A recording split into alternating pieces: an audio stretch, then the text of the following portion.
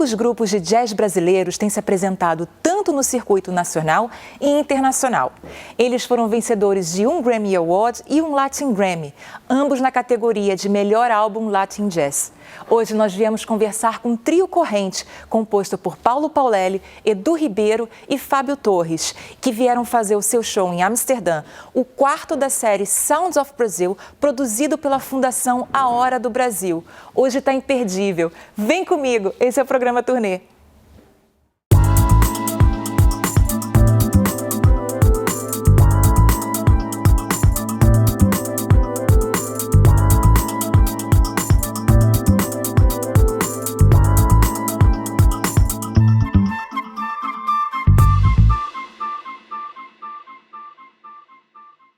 E como a gente apresentou, estamos tendo a honra hoje de estar com um trio corrente, com o Fábio Torres, o Paulo Paulelli e o Edu Ribeiro, que a gente está recebendo aqui com o maior prazer no programa Turnê.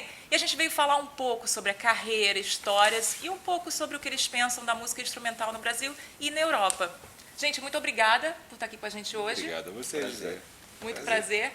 Eu queria começar o nosso bate-papo falando sobre os Grammys que vocês ganharam. Vocês já ganharam o Latin Grammy e o Grammy Awards, né? E qual foi a diferença do antes e do depois? Porque geralmente com mais visibilidade vem mais responsabilidade, né?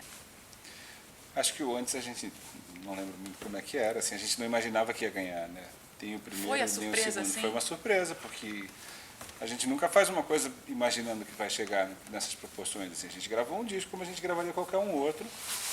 E foi um projeto especial que a gente fez com o Paquito de Rivera, que é um saxofonista cubano, super referência pra gente, assim. Então já foi uma coisa legal ter feito o disco com ele, foi uma coisa muito bacana musicalmente, assim, pra gente.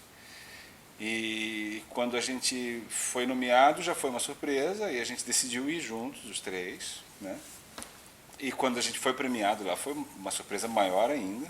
Né? Como é que é o sentimento para o músico? Eu não consigo imaginar. A gente não imaginava isso. Assim, eu acho que até a hora que a moça fala lá quem ganhou, não tinha caído a ficha ainda. Estava passeando, a gente levou as famílias.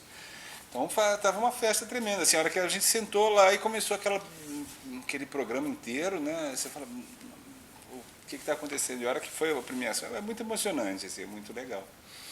E depois disso, isso foi nos Estados Unidos, em Los Angeles, o Grammy Awards, a gente ganhou o melhor disco de jazz latino.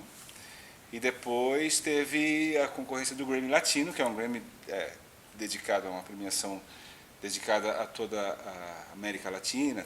É uma premiação eles fazem separada, né? Não, o Grammy é separado, é em outro dia, é outra história. E ele é para a produção fonográfica que está acontecendo na América Latina inteira. Então tem categorias especiais para música brasileira, tem categorias especiais para uma série de coisas. O Grammy Awards é para os Estados Unidos, para a produção que é feita nos Estados Unidos. E como eles têm uma comunidade latina muito grande, eles fazem lá uma categoria de música pop latina e a gente ganhou de jazz latino. Nesse Grammy Latino, a gente ganhou o melhor disco de jazz empatado com o Chick Corea. Mas aí, como a gente já estava descolado de Grammy, a gente tinha um show no Sul, a gente falou, não, a gente não vai. E a gente perdeu de ir pegar mais uma premiação. Foram. A gente não foi. A gente só recebeu a cornetinha. Meu filho ligou em casa e falou, pai, você ganhou outro Grammy. Eu falei, não, mas como é que é esse negócio? Eu estava na van, a gente estava viajando, assim, ninguém acreditou, a gente não tinha como checar nada. Né? Mas assim, o que muda, né? Acho que não muda nada, a gente continua sendo a mesma pessoa, mas o que você falou assim, de responsabilidade, eu acho que de visibilidade... De escolher repertório, por exemplo. Acho que de visibilidade mudou muito no Brasil. No Brasil, a gente tinha uma série de festivais que a gente queria tocar, que a gente tinha um manager que estava sempre vendendo show para a gente, que a gente ligava e negociava, e de repente inverteu a coisa. Todos os festivais de todas as cidades queriam aquele grupo. E aí veio uma coisa muito engraçada, porque tinha lá o cartaz do festival, tinha uma foto do trio corrente e tinha ganhador do Grammy. Virou um selo. Isso tinha cartão de visita, praticamente. Isso tinha em discos, né? Você ia numa loja comprar um disco e tinha lá, disco tal, ganhou o Grammy de não sei o que lá. Né? Tinha na locadora, né? Ganhou o Oscar de não sei o que. Então é um cartão de visita grande, assim. E aí eu acho que aumenta a responsabilidade porque tanto no Brasil quanto no exterior você tem uma visibilidade maior. Você começa a trabalhar num circuito um pouco melhor, né, de festivais. As pessoas esperam alguma coisa daquilo.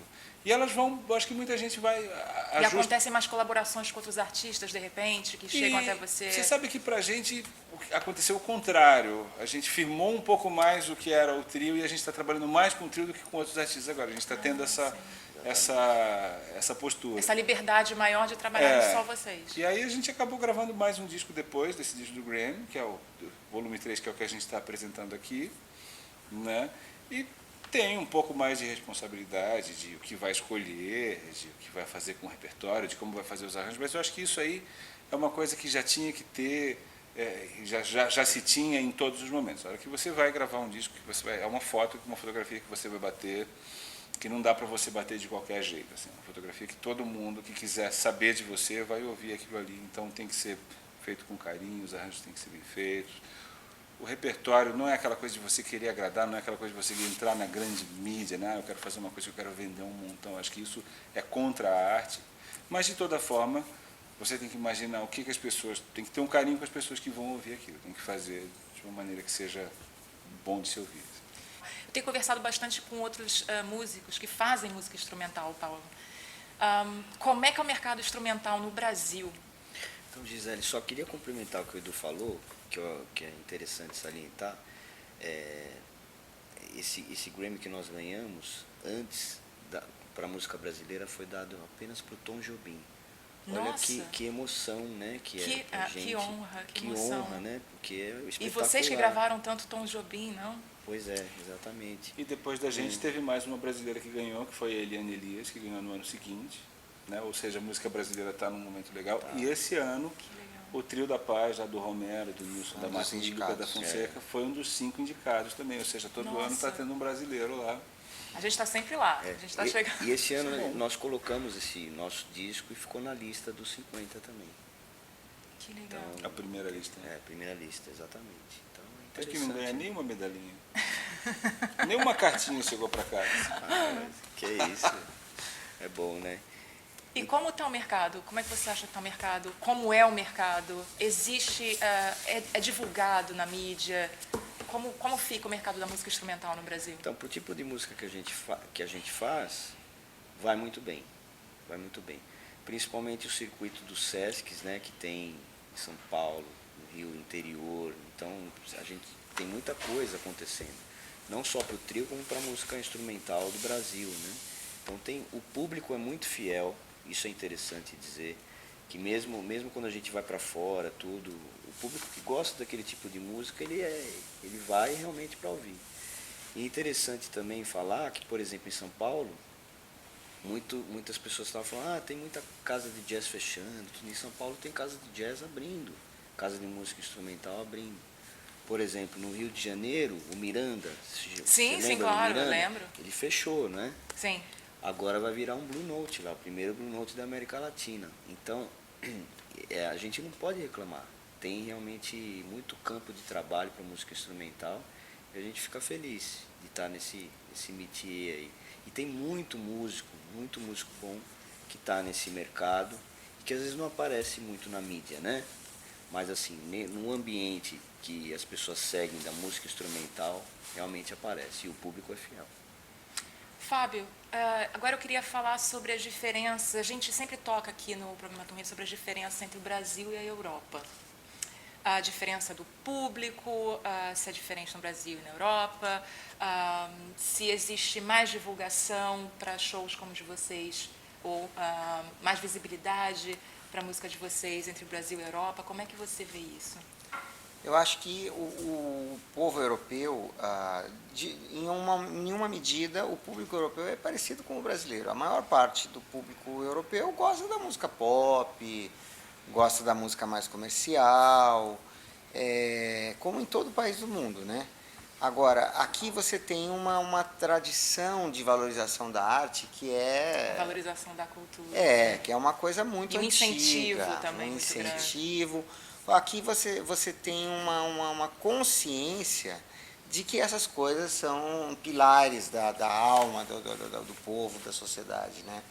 Então, eu acho que você tem um pouquinho mais de cuidado com por exemplo, a gente chega aqui num lugar desse, você tem um ambiente perfeito, é literalmente perfeito para tocar. Entendeu? Você tem um piano maravilhoso, afinado, o rapaz que está ali, que vai operar, o engenheiro, ele é maravilhoso. E isso, só por isso você sente o quê? Você sente, claro, esses países são mais ricos que o Brasil, eles podem fazer isso, mas eles poderiam estar investindo em outra coisa, entendeu? E não, o cara tem aqui um... Então, assim, isso existe.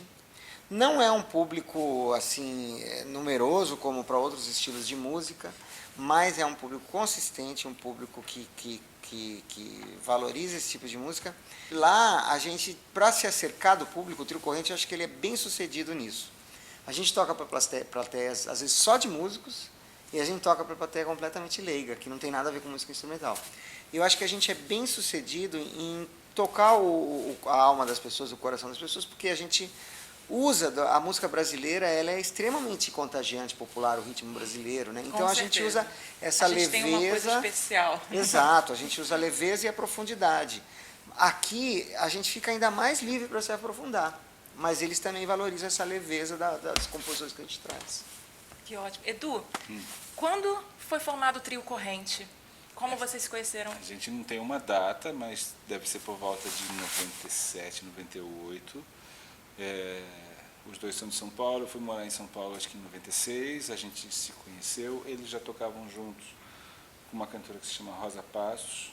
Eu conhecia os dois de outros trabalhos, tinha um grupo com o Paulério, tocava com o Fábio em outro lugar, e numa ocasião a gente começou a tocar toda quarta-feira num bar que se chamava Ao Vivo, lá em Moema, em São Paulo. E toda quarta-feira a gente começou a tocar junto, começou a criar uma intimidade tocando, criar um repertório, e desse encontro lá nesse lugar, acho que isso durou uns 2 anos que a gente tocava toda semana, que apareceu um produtor japonês e decidiu gravar o nosso primeiro disco. No final, ele não lançou esse disco no Japão, como ele queria, mas a gente ficou com a master, lançou no Brasil pela Maritaca, que é uma gravadora que tinha lá, isso foi mais ou menos 2004, 2005. E ali a gente começou a existir como um grupo mesmo, com um trabalho. Antes a gente se encontrava, não tinha um trabalho que vendia show, não tinha nada. E dali ainda demorou um tempo para a gente se acercar de que isso era uma coisa, era realmente um grupo que poderia virar um trabalho. A gente ainda continuou, eles tocando com a Rosa, eu fazendo outras coisas, não tendo isso como prioridade. Eu acho que a partir do segundo disco, a gente começou a colocar o trio como prioridade de trabalho na nossa vida. Assim. Quais são os planos para o futuro agora, Paulo? A gente fez um concerto tão bonito com a Jazz Sinfônica de São Paulo, você conhece, Gisele? A orquestra Jazz Sinfônica. Sim. Fantástica, né? Então a gente teve esse privilégio de poder fazer algumas músicas com eles, com arranjo para a Sinfônica. E o nosso projeto agora, realmente, a gente já tem isso gravado e vai virar um discão aí. A gente está com esse... vai virar um disco, então. Sem dúvida. Com Sinfônica, né? Foi muito emocionante para nós. E vai sair ainda esse ano? A gente pode esperar esse ano? Tomara, né? Depende de uma série de burocracia que não Que são só 3 organizando uma orquestra que é gerida pelo Estado. Tá uma bagunça lá. O Estado quer destruir essa orquestra, então depende de uma série de... Nós estamos no meio de um... Não sei se o Estado quer destruir a orquestra, mas assim, cuidando da orquestra para manter, ele não está também.